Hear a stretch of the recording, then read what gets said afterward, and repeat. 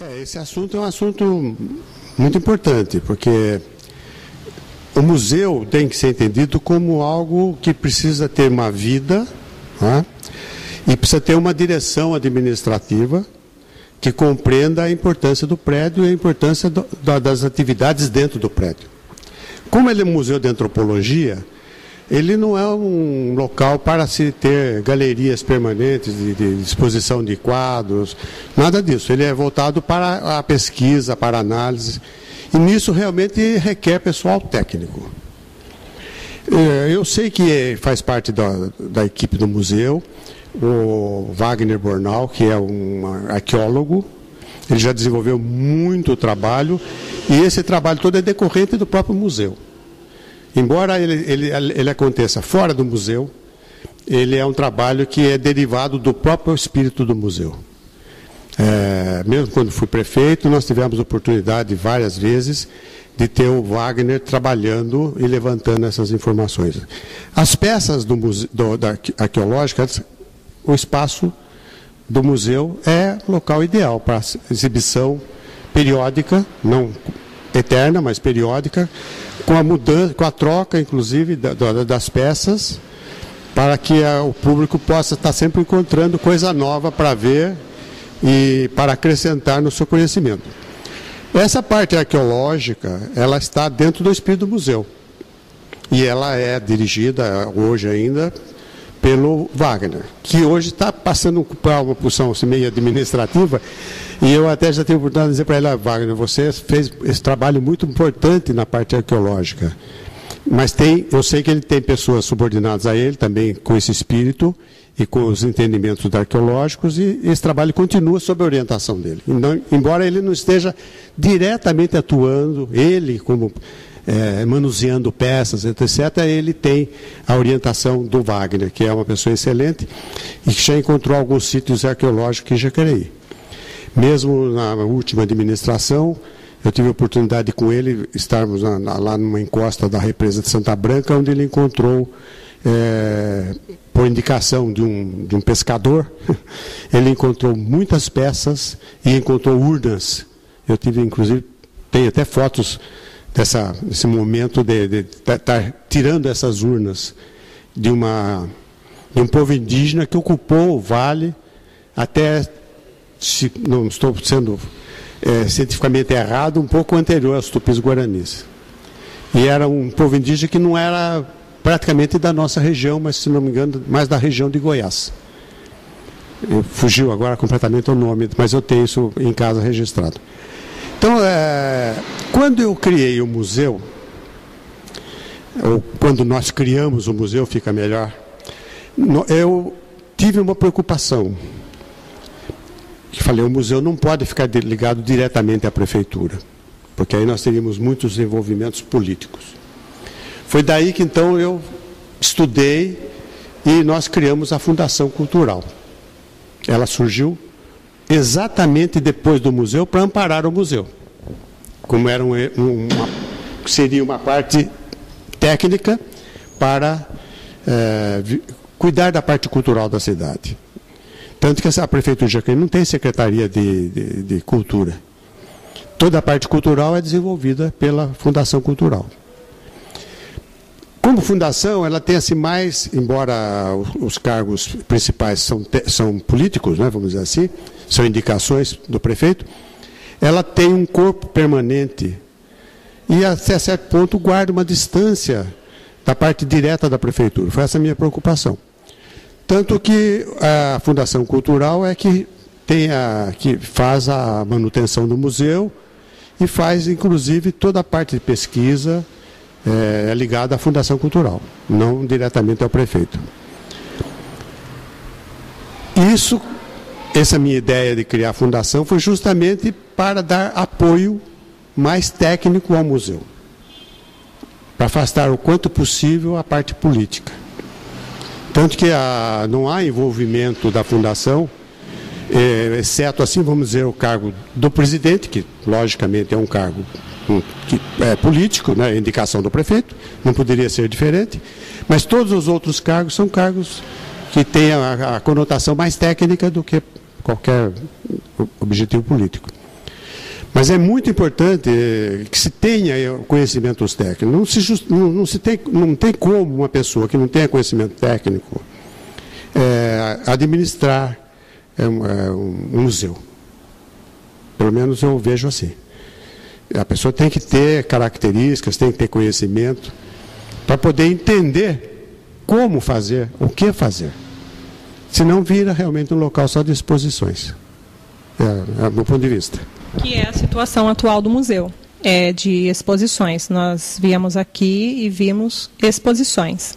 Esse corpo técnico a que o senhor se referiu no início, de acordo até com documentos da fundação mesmo, ele possuía uma museóloga, ele possuía historiadores, ele possuía pessoas com formação técnica arquivística e pessoas com formação técnica que a própria prefeitura possibilitava a pessoa de ir a São Paulo, ter acesso aos melhores cursos de formação, como foi o caso da professora Maria Lúcia. E esse corpo técnico deveria viver em constante estudo.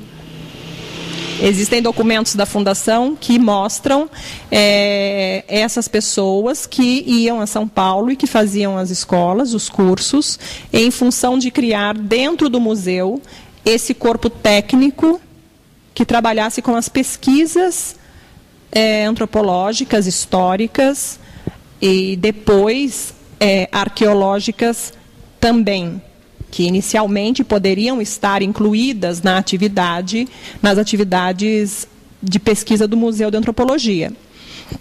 Hoje, nós observamos no quadro da Fundação Cultural, que já foi transformada a partir da iniciativa do Poder Executivo da cidade, ela já foi transformada, e o quadro técnico da Fundação hoje é o arqueólogo. A Fundação possui 2 arqueólogos e historiador. O arquivo público de documentação se encontra com 2 matemáticos, uma assistente social e uma funcionária que já se encontrava ali há muito tempo. Então, como o senhor observa essa diminuição desse corpo técnico, que inicialmente deveria se expandir, e como o senhor observa a responsabilidade política administrativa dos homens que respondem pela cultura na cidade.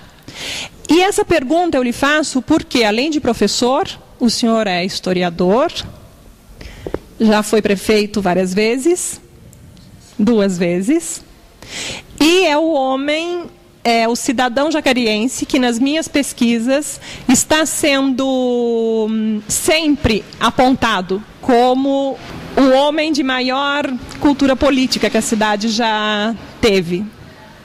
E que proporcionou à cidade, inclusive através dos seus mandatos, a criação de órgãos importantes, de institucionalização de órgãos importantes para dar a manutenção para os projetos políticos, os projetos de política cultural que devem se desenvolver na cidade. Então, eu estou pedindo para o senhor fazer uma análise, realmente até retrospectiva, dessa condição em que nós nos encontramos, a nível de política cultural. E como homem de política também, eu sei que o senhor vai ter uma resposta muito abrangente. A minha resposta é um pouco abrangente e talvez até um pouco contundente. Acontece o seguinte, Cezira. Eu já tenho uma experiência longa, fui vereador 2 vezes, fui prefeito 2 vezes, fui presidente do Codivap 2 vezes, venho escrevendo, pesquisando. Então eu tenho uma vivência não só estudando a história, mas como também vivendo a política. O que eu observo, o que eu observei, e é a conclusão que eu tenho, é que nós vivemos num arremedo do que se chama democracia. Porque tudo evoluiu, tudo passou a ser cuidado cientificamente. A única coisa que não é cuidada cientificamente é exatamente a política e a administração pública. O que a pessoa precisa para ser um vereador? O título eleitoral só. Nada se pede a mais. Aí, no que se transforma o vereador? Num agente social para levar pessoas a ser atendidas numa repartição ou transportar para São Paulo para um atendimento médico mais especializado. Enfim, para coisas de só menos importância para a sua função de vereador. É muito importante para o cidadão ter bom atendimento, seja ele quem quer que seja, a sua condição social, econômica, todos merecem ter o melhor atendimento. Mas o vereador, ele tem que ser uma pessoa capacitada para que ele possa legislar. O vereador legisla. E o que nós temos aqui em Jacareí, nas cidades circunvizinhas e do modo geral, são pessoas que até muitas vezes são folclóricas. Então eu pergunto a você, como é que podem essas pessoas não preparadas estabelecer uma legislação adequada com as características que devem ter para um bom atendimento na área cultural, na área científica? Nada. Então, se nós muitas vezes não temos, como você disse, pessoal habilitado para exercer determinadas funções em determinados órgãos, é justamente porque não existe uma legislação específica que estabeleça como norma que determinados cargos, determinadas funções sejam exercidas por pessoas cientificamente habilitadas para esse fim.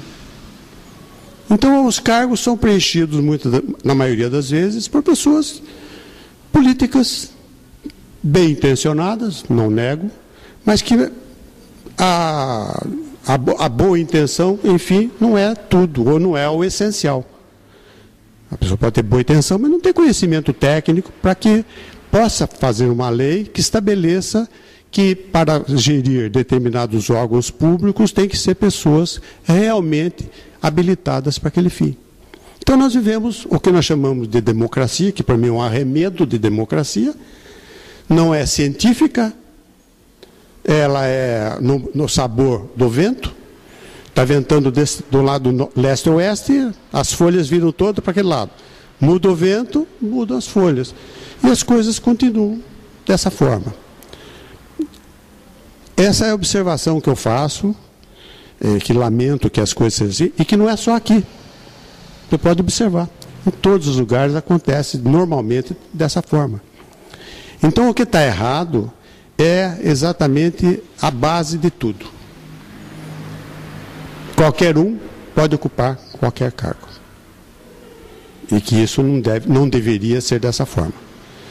Democracia é um termo muito bonito, surgiu lá na Grécia, é a melhor forma de governo, não tem a menor dúvida, só que nós precisaríamos dar uma conotação científica para que as coisas realmente acontecessem em proveito do próprio povo e não ficasse ao sabor do vento.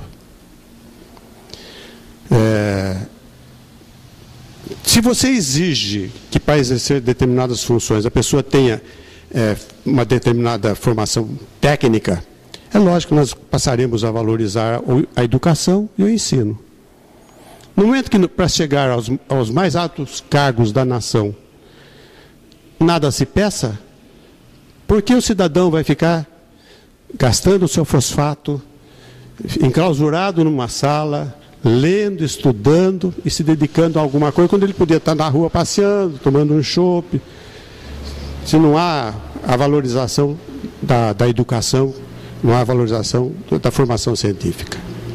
Esse é um mal que existe e que, infelizmente, está ficando cada vez pior. Como prefeito, o senhor conseguiu implantar uma política cultural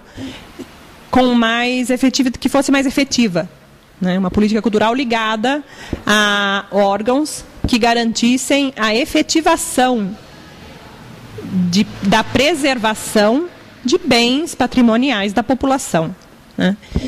Quais as dificuldades que um prefeito enfrenta, visto que não é uma prática habitual dos prefeitos darem essa prioridade que o senhor deu nos seus mandatos, criando o Museu de Antropologia do Vale do Paraíba, criando o Arquivo Histórico, a Fundação Cultural de Jacareí. Quais as dificuldades que um prefeito enfrenta quando parte dele mesmo essa vontade de tratar a cultura com a devida importância que ela tem? Em 1980, a Folha de São Paulo publicou, assim, no final do ano, uma série de pronunciamentos a respeito da cultura. E lá, modestamente, está a minha contribuição. Numa frase única, dizer assim: cultura não é luxo. E eles reproduziram a fala do prefeito de Jacareí naquela retrospectiva cultural que fizeram em 1980. Eu sempre pensei dessa forma, como educador. Eu estava analisando como educador e agindo como educador. A cultura não é luxo. É tão importante quanto água, esgoto, pavimentação, meio-fio, sarjeta. Só que eu tive a oportunidade naquela época de desenvolver todos esses fatores. E não deixei de desenvolver a cultura. Então, não houve uma voz discordante, ninguém criticou, pelo menos nunca chegou ao meu conhecimento, que o prefeito estava cuidando de fazer museu e estava deixando de fazer água. Então, nós fizemos muita água, muito esgoto. Fui o prefeito que mais escolas foi construída nos 6 anos que eu fui prefeito, que eram 4, mais 2 que foram dados. Foram feitas 13 escolas de primeiro grau, 8 o governo do estado fez, 5 foi feito com recursos da prefeitura. Então eram 13 escolas em 6 anos, uma média de 2 escolas de primeiro grau por ano. Então foi feito muita água, muito esgoto, fizemos pavimentação, fizemos meio-fio, sarjeta. Então não havia como a população criticar que estava cuidando de cultura e estava deixando outros fatores sem cuidar. Eu atribuo a isso o fato de que o museu se instalou e permaneceu aceito pela população. Porque ele não veio ocupar o espaço de outros benefícios que não foram feitos. Não, ele foi mais um benefício feito. E eu não podia jamais, como prefeito, deixar de cuidar da educação e da cultura. Seria uma coisa estranha, né? Se o prefeito, que era professor e gostava de história, não fizesse isso, iriam cobrar de quem que fizesse, né? Então eu fiz com tranquilidade. Dificuldades nós encontramos, econômicas, mas graças a Deus vencemos todas elas e conseguimos construir o prédio Grupo Escolar Coronel Carlos Porto, ficar com esse para o museu, né? E com isso não chocamos a população, porque evitamos que ele fosse construído fora, demos um prédio moderno para as crianças, né? E ficamos com o solar para o museu. Mas eu acho que tudo é a questão de como você faz, tá?